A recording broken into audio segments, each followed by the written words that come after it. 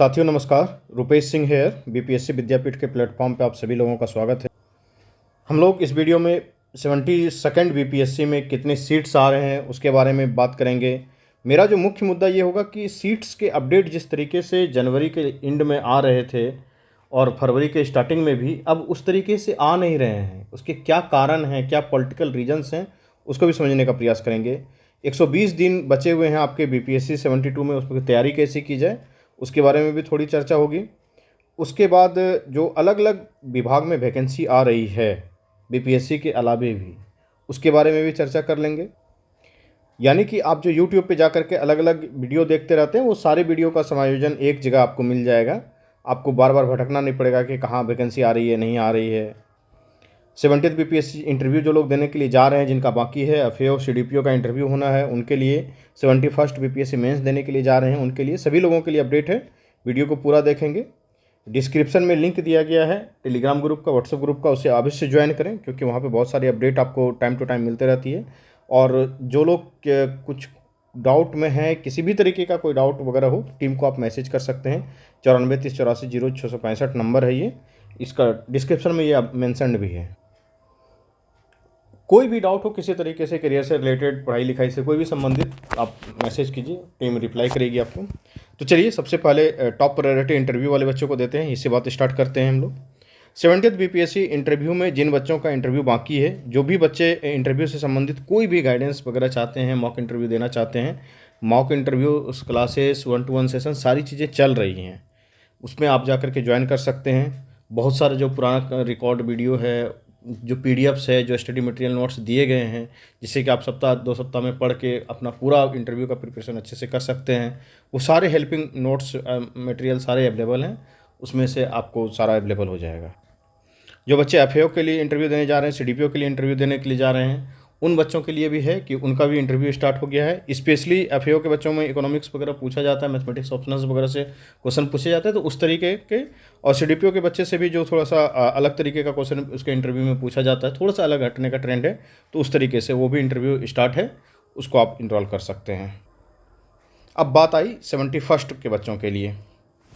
तो 71st BPSC के बच्चे, आपको अभी लास्ट टाइम में दिक्कत तो 2-3 चीज़ों में हो रहा होगा। एक तो करंट अफेयर में जो परेशानियां आ रही होंगी, उसके समस्या के समाधान के लिए क्या किया जा सकता है। ऐसे में बहुत बच्चे परेशान रहते हैं, उसमें भी खास करके जो बिहार के लोकोक्तियों संबंधित, जिसको कि बिहार स्पेशल ऐसे हम लोग बोलते हैं, उससे बच्चे परेशान रहते हैं। तो आपके समस्या के समाधान के लिए भी जो है या तो क्लासेस के माध्यम से या क्लासेस प्लस नोट्स के माध्यम से आपका जो भी समस्या आ रहा है उसको समाधान करने का प्रयास किया जाएगा। आप नीचे लिखिए कि आप मेंस देने के लिए जा रहे हैं तो किस किस तरीके की समस्याएं का सामना कर रहे हैं।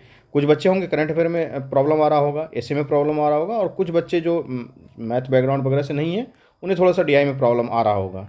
तो एक बात जान लीजिए, डीआई में अगर दिक्कत आ रही है, सबसे पहले उसको ठीक करने का प्रयास कीजिए। डीआई गलत होने का मतलब है आप मेंस में पहले ही दिन जब एग्ज़ाम देते रहेंगे उसी दिन आप बाहर हो जाते हैं, कोई फ़ायदा नहीं है फिर आगे एग्ज़ाम देने का। डीआई किसी भी सूरत में गलत नहीं होना चाहिए, नहीं होना चाहिए का मतलब नहीं होना चाहिए। डीआई में प्रश्न अगर छूटा तो आप समझ लीजिए कि मेंस से बाहर होने का रास्ता आप खुद ही तय कर रहे हैं। अगर मार्क्स आपको बूस्ट करना है बीपीएससी में, तो ऐसे से बड़ा कोई सेक्शन नहीं जिसमें कि आपको मार्क्स बूस्ट करा सके। आप जानते हैं कि ऐसे में किसी के मार्क्स आते हैं कितने, तो 157, और किसी के मार्क्स आते हैं कितने, तो 187, किसी के 185, इवन पिछले बार तो 200 नंबर भी कुछ बच्चों ने पार कर लिया था ऐसे में। तो आप समझ लीजिए कि किसी का 155 आ रहा है, किसी का 190 आ रहा है। इतना गैप कहाँ से फील होगा, ना इंटरव्यू के मार्क्स में आप फील कर पाएंगे इतना गैप। तो ऐसे मार्क्स बूस्ट बहुत कराता है, लास्ट टाइम में ऐसे को ध्यान देना चाहिए। तो इसमें जो भी परेशानी है आप बताइए, उसका समाधान किया जाएगा।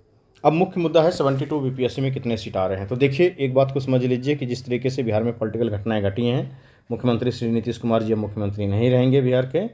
जो जिस दिन से उनका सूचना आया कि राज्यसभा जा रहे हैं, उस दिन के बाद से आप देख लीजिए कि किसी भी विभाग में बहुत अपडेट नहीं आ रहा है। नहीं तो हम मतलब खुद अपने जीवन में इतने समय से हम देख रहे थे, बिहार में बहुत सारी नई नई तरीके की वैकेंसियाँ आ रही थी, जिसको कि सुने हुए कितने बरस हो गए थे। वो फिशरीज में तो हॉर्टिकल्चर में ना जाने कहाँ कहाँ से वैकेंसी खोज खोज के निकाला जा रहा था। आप समझ रहे हैं कि वो चर्चाएं ही पूरी तरीके से बंद होते जा रही है। जो दुगुनी आय दुगुना रोजगार का वादा था 7 निश्चय 3 में, मुख्यमंत्री जी उसे बहुत अच्छे से लागू करवाने में जुटे हुए थे। और वो जो एक बार तय कर लेते हैं वही होता है। आपको पता है ना कि बीपीएससी पहले रेगुलर नहीं था, लेकिन एक बार मुख्यमंत्री जी ने कह दिया था सिर्फ कि अब से आपका बीपीएससी हर साल होगा, और तब से बीपीएससी आपका हर साल हो रहा है। आपको पता है ना, 60-62 के बाद से, मतलब 60-62 का कैसे आता था, 55 से 59, 60 से 62 ऐसे करके बीपीएससी आता था। उसके बाद 63 से जब आना स्टार्ट हुआ है तो हर साल वैकेंसी आती है, 63, 64, 65।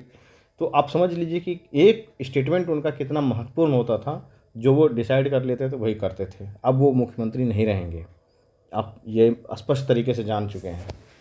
फिर भी जाते जाते उन्होंने कुछ अच्छा काम कर गया है। जो वैकेंसी अलॉट हो चुकी है वो तो वैकेंसी आएंगी ही आएंगी, जो अंडर प्रोसेस है उसका तो होना ही है वैकेंसी, उसकी पूरी प्रक्रिया वैकेंसी की जाएगी। तो अच्छी बात यह है कि एसडीएम के 100 सीट भेजे जा चुके हैं।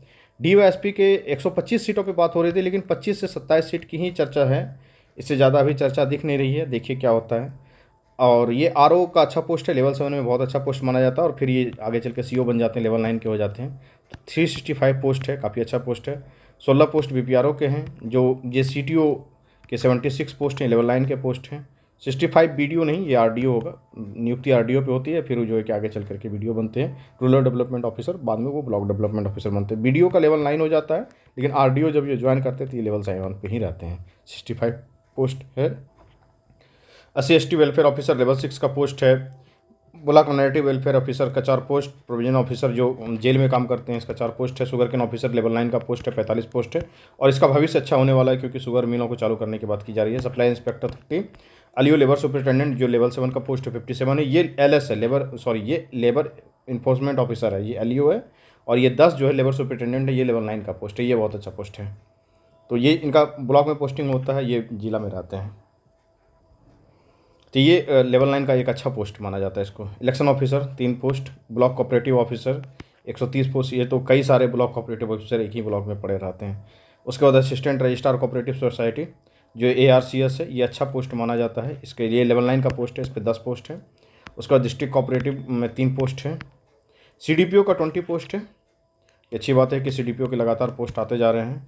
और सीट ऐड हो करके अभी जो स्थिति ये है कि 925 के आसपास वैकेंसी भेजी गई है, और ये 1000 प्लस होने वाला है। लेकिन आप समझते हैं, ये जनवरी के लास्ट में ही चर्चा थी कि 13 से 24 सीटें बीपीएससी में जाएंगी। हो सकता है कि जो नए नए पद क्रिएट किए जा रहे हैं और भी यदि याचनाएँ मंगाई जाएंगी तो 1700 प्लस सीट भी हो सकता था। लेकिन मुख्यमंत्री जी नहीं हैं, तो इस बात को तो भूल ही जाइए। अब नोटिफिकेशन कब तक आएगा? 31 मार्च तक आप जानते हैं कि सभी विभाग को कहा जाता है कि आप भेज दें अपनी अधियाचना को, तो वो भेजने में कुछ दिन लेट भी कर देते हैं। तो मान लीजिए कि फर्स्ट वीक ऑफ अप्रैल तक जो है कि सारा अधियाचना आ जाएगा। उसके बाद बीपीएससी अपना सारा काम करके रोस्टर वगैरह क्लियर करके 15 से 20 अप्रैल के बीच में आपका ये नोटिफिकेशन जो है 72nd बीपीएससी का आ जाएगा। नोटिफिकेशन का इंतज़ार बिल्कुल मत कीजिए, क्योंकि उन्होंने एग्ज़ाम का डेट दे दिया है और आज से गिन के 121 दिन बाकी है।